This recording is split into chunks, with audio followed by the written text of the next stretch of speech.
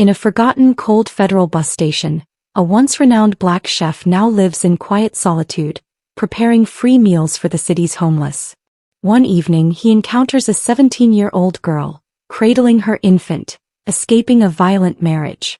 Despite his own painful past, he offers them refuge. When her abusive husband tracks her down, the chef steps in to protect them and is brutally beaten. What unfolds next brings the abuser to justice and offers redemption to two fractured souls. Before we delve into this narrative, please let us know where you're watching from. We value your insights. Late at night, in a neglected urban corner, the old federal bus terminal hummed softly beneath flickering fluorescent lights. The floor tiles bore the stains of years of weather and countless footsteps. Vending machines displayed half-broken screens, and the air carried a faint scent of gasoline and aged newspapers. Outside, the wind howled through concrete arches, scattering debris and punctuated by the occasional cough or shuffle of someone seeking rest. Sitting upright on a metal bench, it was not a place of choice, but for those with nowhere else, it was a sanctuary. Near the back, adjacent to a long repurposed maintenance closet, a small pocket of warmth persisted. A steady stream of steam rose from a dented aluminum pot atop a portable gas stove. The rich, earthy aroma of real food cut through the chemical air, a memory from another life. Behind that pot stood a man few dared to truly see.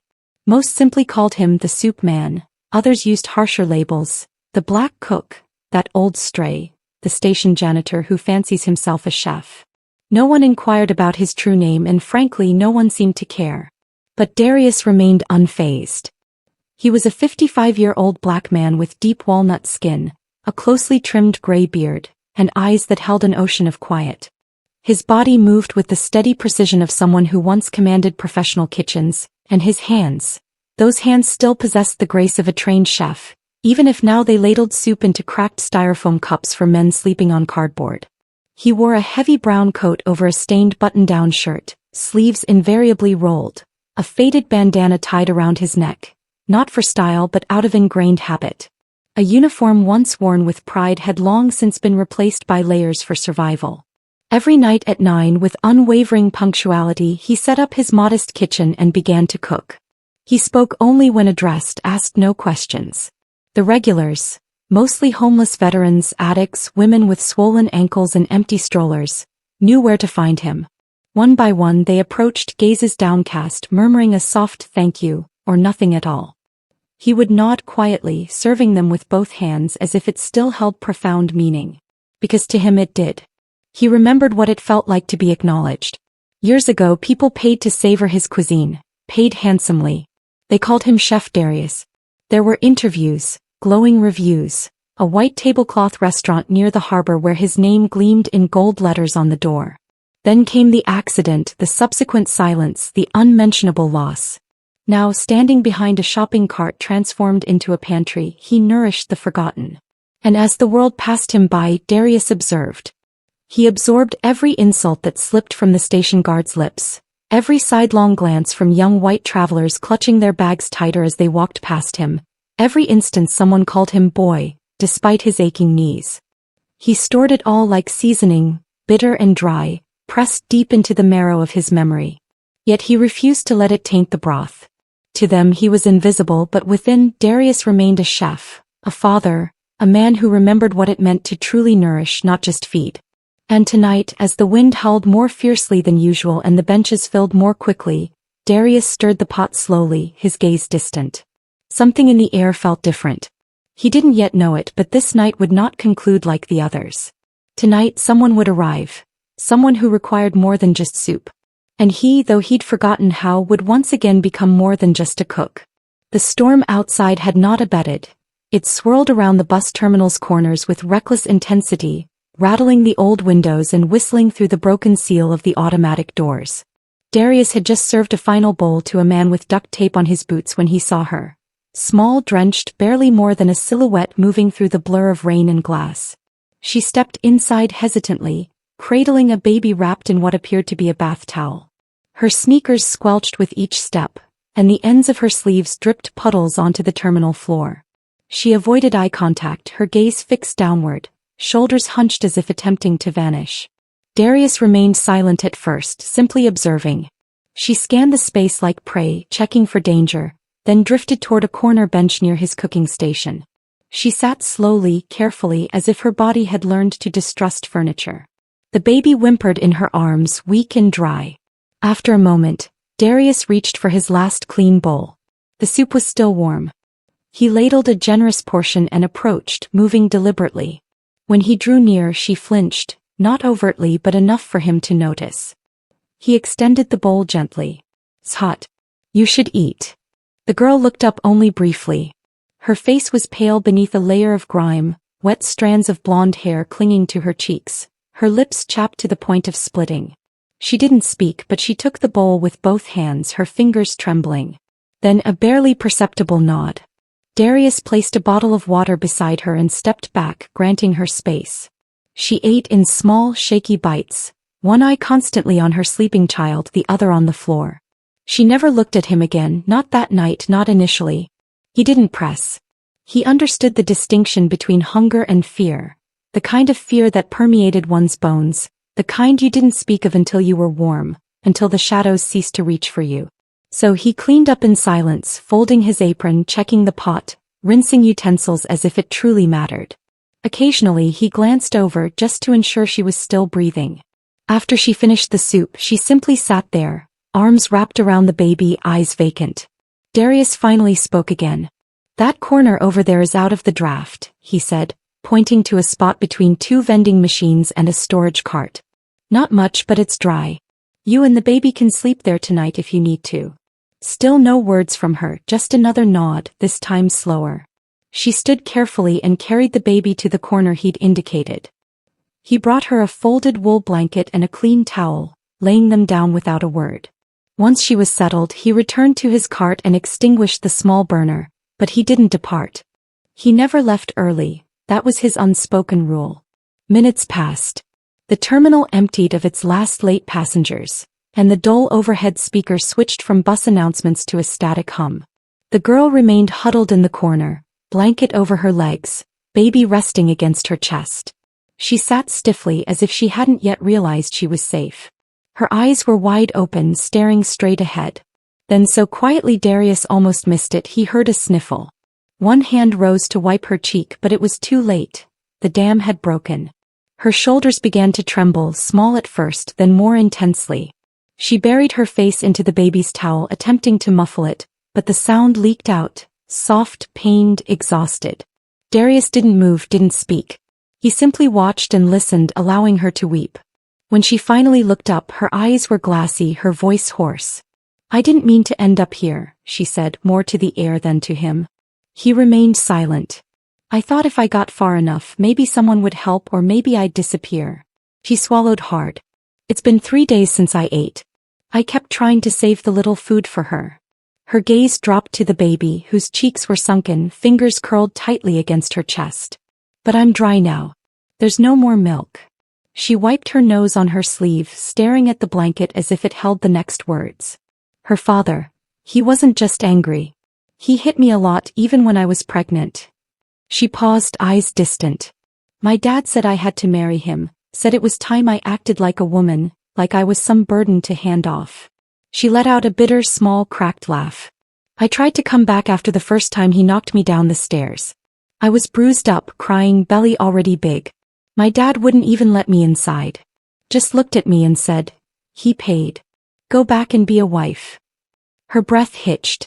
"And when he died last month, I didn't even cry. Just packed a bag and ran." Darius felt something twist deep in his chest. He didn't move, didn't speak, didn't attempt to comfort her with words. He had none to give. But inside, something cold and buried stirred, the shape of a memory he hadn't dared to revisit in years. His daughter's face, smiling at age 10, angry at 15, distant at 17, gone too soon at 18.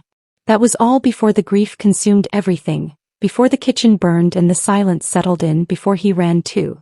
This girl, Emily, he guessed, didn't resemble his daughter in any exact way, but something about the eyes, the lostness, the fragile steel beneath the fear, it pulled at the same place in him that never fully healed. She leaned back slowly, her body curling around the baby like armor. Her voice dropped to a whisper. "I don't know where I'm supposed to go. I just didn't want to die on the side of some highway." Darius stood then walking back toward his cart. He took out an old hoodie, folded it and brought it to her without ceremony. She looked up startled. "Pillow," he said simply, placing it beside her. She took it in both hands, eyes brimming again, but she said nothing. Darius turned away and resumed wiping down his station, and for a long time neither of them spoke a word. But something had shifted, not trust, not yet, but the beginning of it. And as the wind died outside and the lights dimmed inside the terminal, Emily pulled the blanket tighter, closed her eyes and for the first time in days, slept without fear. The terminal was quieter in the morning, bathed in pale gray light filtering through the smeared windows, making everything appear softer than it truly was. The vending machines buzzed, the janitor whistled off-key as he swept past rows of empty benches, and somewhere overhead, an old ceiling fan clicked rhythmically as if attempting to die for years. Darius was already at his cart, stirring a small pot of grits. Not many people came through this early, but he cooked anyway, he always cooked. In the corner near the vending machines, Emily stirred beneath the blanket. Her eyes opened slowly, blinking into the new day, unsure at first of her whereabouts. But then she saw the baby, still sleeping against her chest, the makeshift pillow Darius had given her tucked beneath her head, and the scent of food in the air. And she remembered. She didn't speak as she sat up, didn't thank him or apologize for the tears. She just watched him for a moment, then shifted her baby carefully and stood. Her legs were unsteady, hunger and cold had eroded her strength. "You like grits?" Darius asked without turning around. There was a pause before she answered, voice small. "I think so. Never really had them." He ladled some into a foam bowl and placed it on the edge of his cart, motioning her over. "Now is a good time to start." Emily approached with the baby cradled against her shoulder. She didn't sit this time. She ate standing, spoon by spoon, slower than before, as if the act of chewing was part of waking up. "I can help," she said eventually, licking her cracked lips. "With cleanup or whatever you need." Darius gave her an unreadable glance. "You rest today. That's the job." But the next morning and the morning after that she helped anyway. She stacked the styrofoam cups, rinsed the pots with the little water they had, wiped down the counter. She didn't talk much and Darius didn't ask for more than what she offered. Still, something between them settled into a routine. Emily would wake, feed the baby if she could, then fold her blanket and begin assisting. She learned where the clean utensils were kept, how to stir the soup without letting it burn, how to portion out slices of bread fairly. In return, Darius gave her space and warmth. One afternoon, when the foot traffic had slowed and the pot was half empty, Emily sat beside him, arms wrapped around her knees, baby asleep in the sling across her chest. "You were a chef, weren't you?" she asked quietly, almost as if she hadn't intended for it to escape. Darius didn't answer right away. He stared into the steam rising from the soup, then nodded once. "A long time ago." She hesitated. "Like a real chef?" "I had a restaurant," he said, voice flat. "People came from other states, wrote about it, took pictures of their food before eating it." Emily tilted her head. "What happened?" He stirred the pot slowly, shoulders stiff. "Life. Things fell apart." She didn't press. There was something about the way he said it that made her realize the story wasn't meant to be shared. Not yet. But it stayed with her. The image of this quiet man with burnt hands and tired eyes, once standing in a gleaming kitchen, wearing a white coat with his name stitched over the heart. Later that evening, as they cleaned the station together, she asked if he'd teach her how to cook something simple, something real. Not microwave meals or ramen, but something people ate around a table. Darius looked at her for a long moment, then finally he nodded. "Tomorrow," he said. "We'll start with cornbread." And they did. In the days that followed, Emily chopped onions with a plastic knife, stirred thick batter with a wooden spoon worn smooth from years of use, and listened as Darius gave short, gruff instructions. He never raised his voice, never criticized, only corrected gently, showing her how to hold the spoon, when to season, how to taste as she cooked. "You trust your nose before the timer," he told her one morning. "The clock doesn't know what good smells like." And Emily listened, absorbing it all like sunlight. She laughed more now, quiet, uncertain laughs that sometimes surprised even her. She hummed as she cleaned. Sometimes she caught herself smiling down at Leia when the baby cooed softly in her arms. Darius didn't smile much, but something in his face had softened. His steps were slower, his voice steadier. Watching Emily with the child stirred something in him. Not just grief but something gentler beneath it, a warmth that used to live in his bones before everything turned to ash. He never said it aloud, but in quiet moments when she leaned over the stove exactly like his daughter used to, or cradled the baby with one hand while stirring with the other, he felt it. Not a memory, not a replacement, but a small echo of what he had lost. She reminded him of love. One night while folding up the blankets, Emily paused. She turned toward him and spoke softly. "Why do you do this?" He looked up. "The food. The people. Me." Her voice wavered. "You don't owe any of us anything." Darius stared at her for a moment, then looked away. When you lose something that mattered, you either let it rot or you plant something new in its place. Emily didn't answer, but her eyes shimmered. Later that night, as Leia slept between them and the city outside groaned under an approaching storm, Emily lay awake, listening to the soft clatter of Darius cleaning his utensils, the slow scrape of metal and wood. She thought about the first time she'd stepped through that door, starving, scared, drenched. She thought about how he'd handed her food without asking her name, about how he never once touched her, never looked at her as if she were ruined. And in that moment she felt something she hadn't felt in months. Safe. She pulled the blanket up tighter around her baby and closed her eyes, not because she was tired, but because for the first time in a long time she wasn't afraid to sleep. Darius, watching from across the room, lowered the flame on the burner and sat quietly in the dark.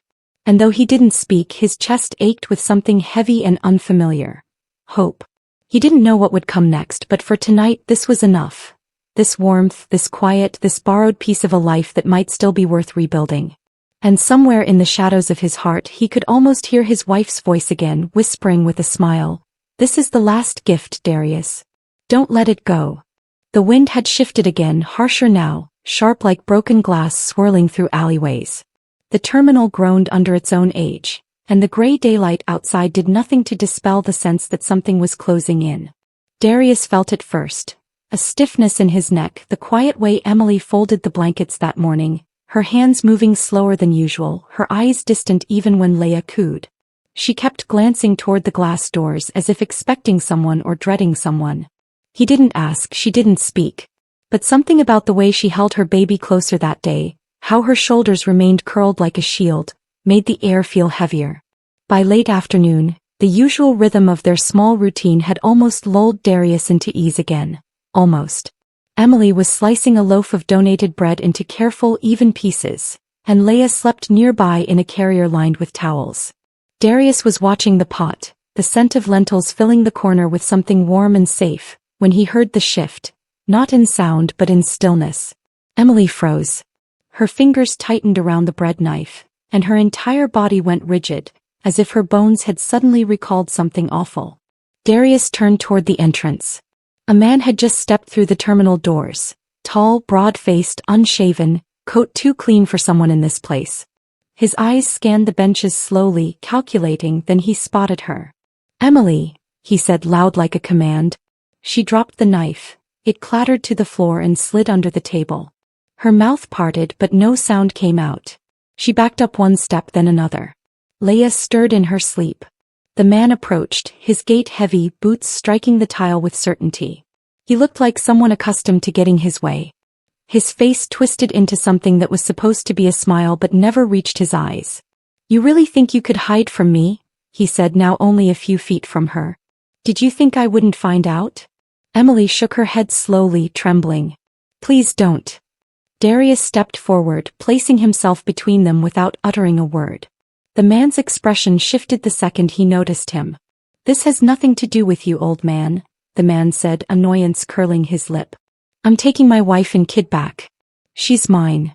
"She's not going anywhere," Darius replied calmly. The man blinked, almost surprised, then he smirked. "What, you think you're her savior now? Some stray taking in other strays?" Darius didn't flinch. "She's not property. She stays." Something in the man's face twisted. "You don't tell me what to do. You're nobody.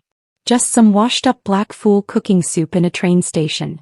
That's when the first punch came, fast, mean, fueled by entitlement. It caught Darius off guard, striking him just above the cheekbone. The force knocked him back into the cart. A pot crashed to the floor, spilling broth in a hot puddle. Emily screamed. Leia started wailing high and piercing. Darius staggered, catching himself on the edge of the cart. Blood pooled in his mouth, coppery tasting and warm, but he stood slowly, deliberately. His knees ached and his vision pulsed, but he didn't fall. He didn't run. Because he had run once before years ago and it had cost him everything. Not this time. You want to hit someone? He growled, breath ragged. Fine. But I'm still standing. The man lunged again. Darius braced himself, but Emily moved. No, she shouted, standing between them now, arms out like a wall, her voice louder than he'd ever heard it. Stop. You don't get to hurt him. The man paused mid-step, confused, not by the resistance but by the volume, the defiance. Emily's voice wasn't a whisper now. It wasn't begging or bargaining. You don't own me, she screamed. You don't own her. You don't get to break people and then pretend it's love. His expression cracked. Get out of the way, he said low. Dangerous. Behind him, 2 officers had entered the terminal. One of them, mid-30s, white, stiff posture, was already moving toward the scene. The other, an older black officer with kind eyes, gestured for backup. I said step away from the girl, the officer ordered firmly. The man turned, angry now, gesturing wildly. She's my wife. This guy, he's harboring her. She stole my kid. Emily raised her chin, her voice trembling but strong. I ran because you hit me because I thought I was going to die. And if I didn't get out, she would have grown up thinking that was normal. Silence for a long moment. No one moved. Then the older officer stepped forward. We'll need you to come with us, he said to the man. There's a process for this, but right now you're threatening people in a public space. The man looked around, realizing the weight had shifted. His bluster faded. This isn't over, he muttered, but he let them cuff him without a fight. As they led him away, Darius leaned against the cart, trying to steady his breath. His face throbbed, his ribs ached. Blood still dripped slowly from the corner of his mouth. Emily rushed to him, Leia pressed tight against her chest. I'm so sorry, she said. I should have warned you. I didn't think. I didn't want to believe he'd really come. Darius looked at her, then truly looked. She wasn't a girl anymore, not the terrified child who'd stumbled in from the rain. There was steel in her now, not rage, not vengeance, just a steady, fierce line drawn in her soul.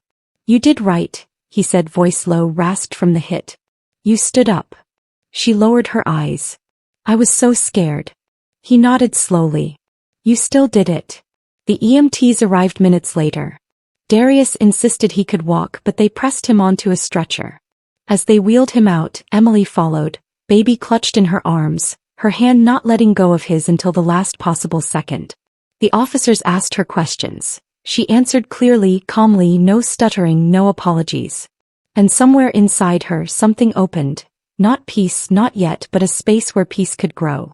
Later, in the dim hospital room where machines beeped and the smell of antiseptic filled the air, Emily sat beside Darius's bed. He had a bruise blooming along his jaw, a few cracked ribs and stitches near his eyebrow. You should have let me go, she whispered. His eyes opened slowly, one hand reaching to rest over hers. No, he said. You needed to see you could fight back. She bit her lip, eyes glassy again. I don't know if I'm strong enough. Darius squeezed her fingers gently. You already are. The monitor beeped steadily beside them. Outside, the storm had finally passed. The wind quieted. The city exhaled. And Emily, for the first time, didn't feel like she was hiding anymore. She felt like someone who had just taken the first step of something long and hard and absolutely necessary. She looked down at Leia, asleep in her arms, then at Darius, then at her reflection in the hospital glass. And for once she didn't see a victim. She saw a mother and a fighter. And maybe, just maybe, a daughter learning how to begin again. The courtroom held a silence heavier than any Emily had known. Not the silence of fear, but the silence before truth. Pale morning light slanted in through high windows, catching on the polished wood of the judge's bench and the thin golden strands of hair that framed Emily's face. She stood tall, despite the tremble in her fingers, with Leia bundled in her arms, asleep and unaware of the weight resting on her young mother's shoulders. The man across the room, her husband in name only, sat in a suit that no longer conferred power. He looked at her as if he still owned the air she breathed, but Emily didn't flinch, not today. When her name was called, she stepped forward with steady legs. Her voice was soft but firm, rising with every sentence. My name is Emily Harper. I'm 17 and I'm here to ask this court to grant me full custody of my daughter, Leah. I'm here not as a victim but as a mother trying to protect her child. She paused, looking briefly at the judge, then at Leah. Her father used fear as discipline. He used pain as proof of love. I believed him once because I had no one else. My own father sold me into that life, told me to be a good wife, as if that was all I was born for. But the day I ran, I chose something else. I chose not to raise my daughter in silence, not to let her think love means bruises and apologies. Emily's voice shook once, but she caught it before it fell. I'm still young, I know that. But I'm not lost anymore. I have a home now. I have a father now, a real one. A man who gave me shelter before he asked my name, who gave me food without expecting anything back. A man who reminded me that I matter. The courtroom hushed. The judge listened. The opposing lawyer fumbled. But there was no denying what stood in front of them. A young mother transformed by strength she had to cultivate herself. By the end of it, the ruling was clear. Full custody to Emily, no visitation. Her abuser was escorted out, not in rage but in quiet defeat. Later in the hallway, Darius waited. He wore a dark coat and a clean button-up shirt. The swelling around his eye had faded, but the scar above his brow remained, a mark of how far he'd go for the people he considered his own. Emily walked to him, Leah safe in her arms, and didn't say a word at first, just pressed her forehead to his chest. Darius wrapped one arm around her, the other gently patting the back of Leah's head. You held your ground, he murmured. You did it.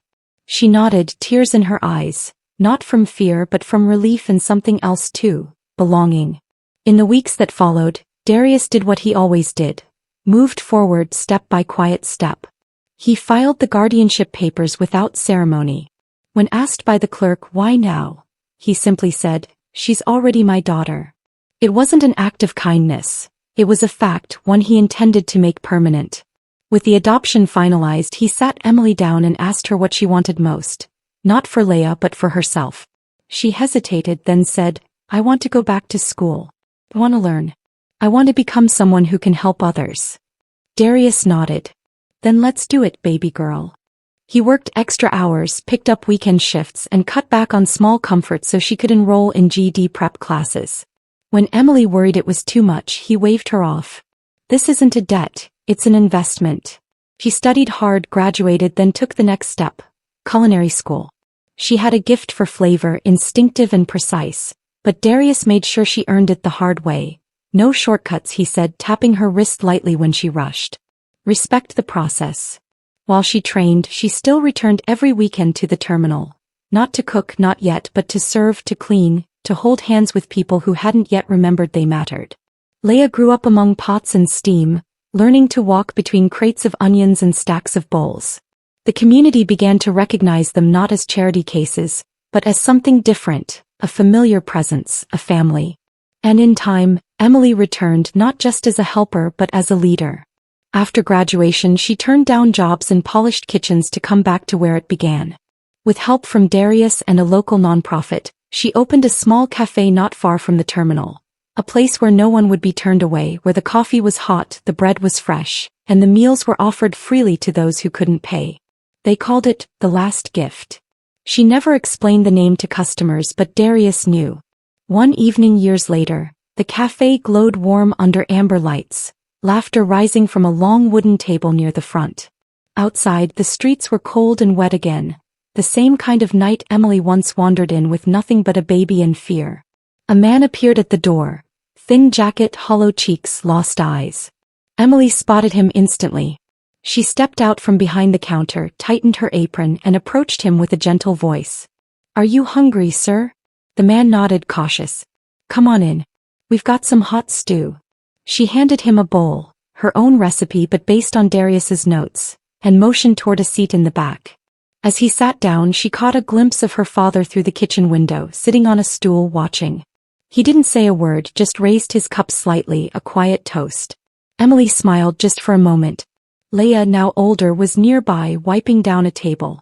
She looked over at her mother and asked, Mom, is he staying? Emily nodded. For a while. Just like you and I did back then.